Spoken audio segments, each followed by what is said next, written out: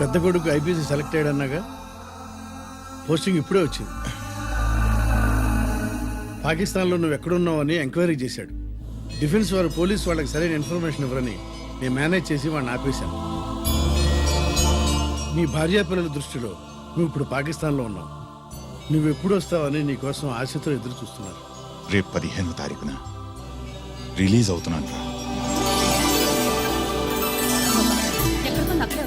ఆయన వచ్చి టైం అవుతుంది, త్వరగా కానివ్వండి.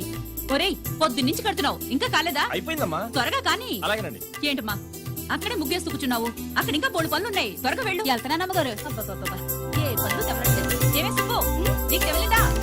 అదేంటే నా మొహం చూస్తూ నిలబడ్డావు, త్వరగా కానీ. ఏంటి రాజేశ్వరి, ఏమిటి హడావిడి? ఏదైనా పండగ?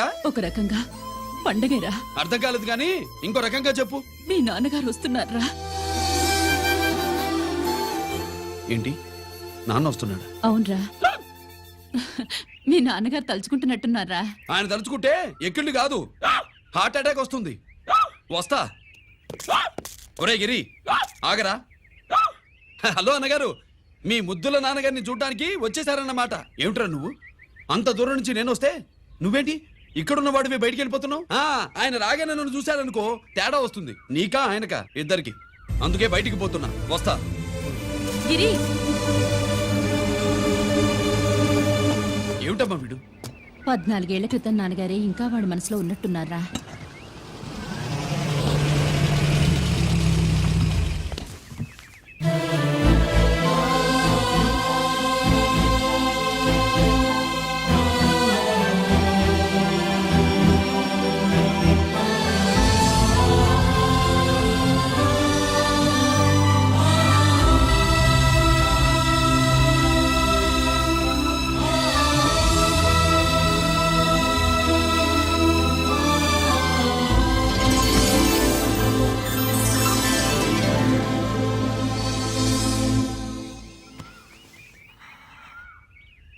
ఏంటి నాన్నగారు అది?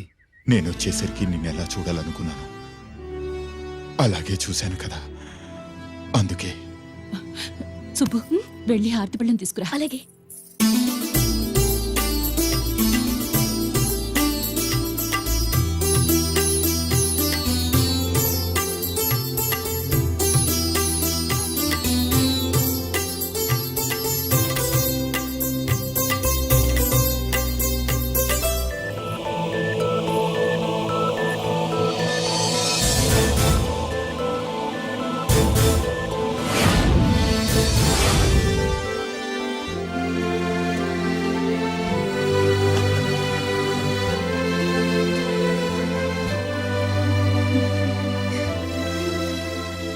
నువ్వు నువ్వు నువ్వు నువ్వు నువ్వు అంటూ నచ్చుకునేంటి బావా? నా కూతురు సుబ్బలక్ష్మి. పక్కన గిరుండాలే. ఏడివాడు? మీరొస్తున్నారని కొబ్బరికాయ కొట్టడానికి గుడికెళ్ళాడండి. అలాగా, వాణ్ణి చూడాలి. పద, గుడికి వెళ్దాం. పందెం ఏంటో తెలుసుగా, ఒకే గోలీతో ఒకే ఛాన్స్ లో కుండని పగలగొడితే కుండకి 100. ఓకేనా? ఓకే గాని అన్నా, ఈసారేంటి కప్పులు వదిలేసి డబ్బుల మీద పడ్డావు? సుబ్బులకి కొత్త డ్రెస్ కొనిద్దాం అనుకుంటున్నా. ఒరే లక్కీ, ఒక్కసారి నీ లక్కీ హ్యాండ్ తో దీన్ని టచ్ చేయరా.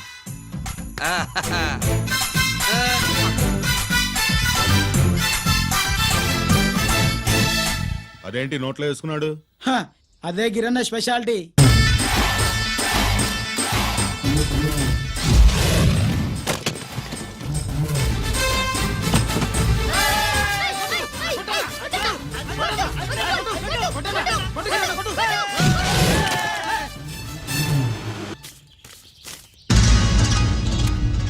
ఏంట్రా ఇది? ఎలా కోళమా? మిగతా 500 నా దగ్గర లేవు. మర్యాదగా 3 అంకెలు లెక్కెట్టలోగా ఇవ్వకపోతే నాకు 3 అవుద్ది, ఆ తర్వాత నీకు 3. 1 2 3.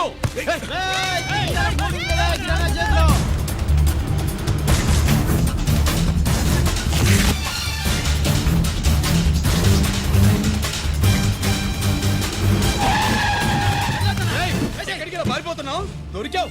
తీరా డబ్బు తీ బయటికి. 500 బయటికి తీరా, నరికేస్తా.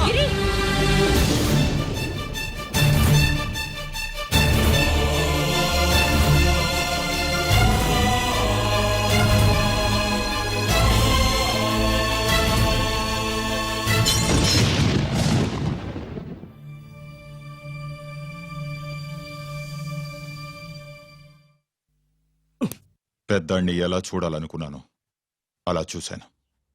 వీణ్ణి ఎలా చూడకూడదనుకున్నాను అలాగే చూశాను. ఏం చేసావురా? నేనేం చేయలా, ఈయనే మొత్తం చెడగొట్టాడు. ఈ రోజు ఈయన వల్ల 500 లాసు. చూసావా, 500కి ఇచ్చిన విలువ కూడా నాకు ఇవ్వట్లేదు. విలువల గురించి మీరు మాట్లాడద్దు. 14 ఏళ్ళు ఎక్కడున్నారో తెలీదు. ఉత్తరాలు లేవు, ఫోన్ పలకరింపులు లేవు. ఎట్లా ఉంటారా? మీ నాన్న ఏమన్నా జైల్లో ఉన్నా ఖైదీ అనుకుంటున్నావా? సెల్ ఫోన్ లేవి సప్లై చేయడానికి. పాకిస్తాన్ యుద్ధ ఖైదీ. వీడింతే మారడు. మీరు మారారా? ఆ ఎక్స్ట్రాలే వద్దనేది. ఎగస్ట్రాగా పుట్టినోడని కదా, ఎగస్ట్రాలే ఉంటాయి. ఏంట్రా గిరి, మాటకు మాట అని నాన్నగారికి కోపం తెప్పిస్తావు? నేను ముందే చెప్పాగా రాగానే నాతో పెట్టుకుంటాడని. నా దృష్టిలో కుటుంబం అంటే మీరు ముగ్గురే. మీరు హ్యాపీగా ఉండండి. తప్పుగా పెద్ద చొప్పొచ్చాడు. దమ్ముంటే నా తెగలు. పందరికి రెడీయా? రెడీయే. పందెం ఏంటో? ఈ సోడాని ఓపెనర్ తో పని లేకుండా చేత్తో ఓపెన్ చేసి ఎత్తిన సోడా దించకుండా గడగడా తాగేయాలి. తాగితే 200 ఇస్తా. అంతొద్దు, ఇంకో మాట చెప్పు. 500 ఇస్తా. అయితే ఓకే. అవునరా, లక్కీ గాడు ఎక్కడా? ఇంకా రాలేదన్నా. అన్నగిరిన లక్కీ వాళ్ళ అమ్మ నాన్న ముగ్గురు చచ్చిపోయారన్న. అందరూ పురుగుల మందు తాగేశారన్న.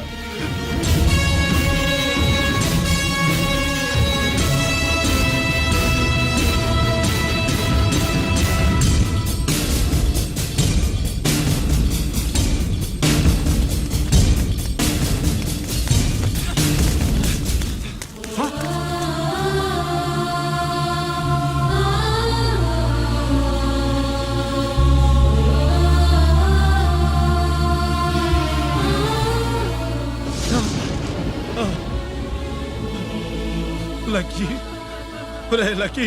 అందరిలాగే పాపారావు కొట్లో ఎరువులు తెచ్చి పొలంలో చల్లాడు. పంట పాడైపోయింది. ఇదేంటయ్యా అని పాపారావు నిలదీసి అడిగితే నీ దిక్కున్న తోడ చెప్పుకో అని కొట్టాడంట. పంట పండకపోతే బ్యాంక్ అప్పు ఎలా తీర్చాలనుకున్నారేమో ప్రాణాలు తీసుకున్నారు. మన ఊళ్ళో రైతులందరి బతుకులు ఇట్నే తగలబడ్డాయిరా. ఆ పాపారావు గాడు కల్తీ ఎరువులమ్మినంత కాలం మనం ఇలాంటి చావుల్ని చూడాల్సిందేరా. వాళ్ళు పోవటమే కాకుండా అనవసరంగా పసిపిల్లాన్ని కూడా తీసుకుపోయారు.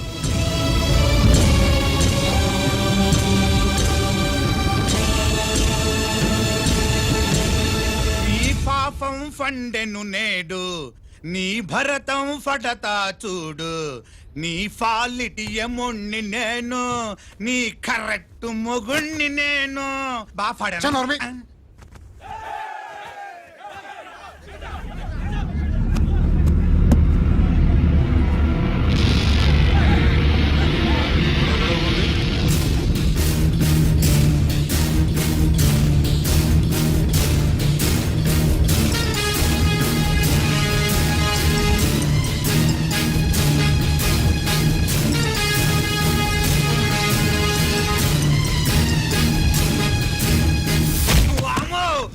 పగిలిపోయింది.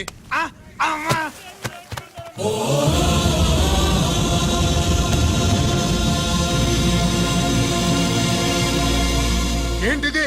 ఇదేమన్నా హాస్పిటల్ అనుకున్నావా? వీడికి ప్రాణం లేదు. అయితే ఇక్కడికి ఎందుకు తీసుకొచ్చావు? తీసుకెళ్ళి శ్మశానంలో తగలై. ఏయ్! రైతులు పంటలు పండిస్తున్నారు, కానీ పంటను ఎప్పుడు కల్తీ చెయ్యరు. కల్తీ లేని పంటను తిని ఒళ్ళు పెంచుకున్న మీకు మాత్రం కల్తీ అలవాట్లు వస్తున్నాయి. బియ్యంలో కల్తీ, నెయ్యిలో కల్తీ, పాలల్లో కల్తీ, నీళ్లలో కల్తీ, పెట్రోల్లో కల్తీ, విత్తనాల్లో కల్తీ, ఓట్లలో కల్తీ, నోట్లలో కల్తీ, ఆఖరికి పంటను కాపాడే ఎరువును కూడా కల్తీ చేసి పేద రైతుల ప్రాణాలు తీస్తున్నారా? చచ్చిన వాడికి ₹1,00,000 గవర్నమెంట్ ఇస్తుంది కదా. ఆ రూల్ పెట్టా కూడా చాలా మంది ఆత్మహత్యలు చేసుకున్నారా? మా దగ్గర నుంచి లెక్చర్ ఇస్తావు. చచ్చిన వాడికి డబ్బు ఇవ్వద్దని గవర్నమెంట్ సిఫార్సు చేయాల్సింది మీలాంటి వాళ్ళను కాల్చి చంపమనరా? కరువు కాటకాలు రైతుల కడుపు మీద మాత్రమే కొడితే మీ కల్తీ ఎరువులు వాళ్ళ బతుకు మీద దెబ్బ కొడుతున్నాయిరా, కుక్కల కొడకల్లా. రేయ్, ఆ లారీలో ఉన్న బస్తాలన్నీ దించండి రా.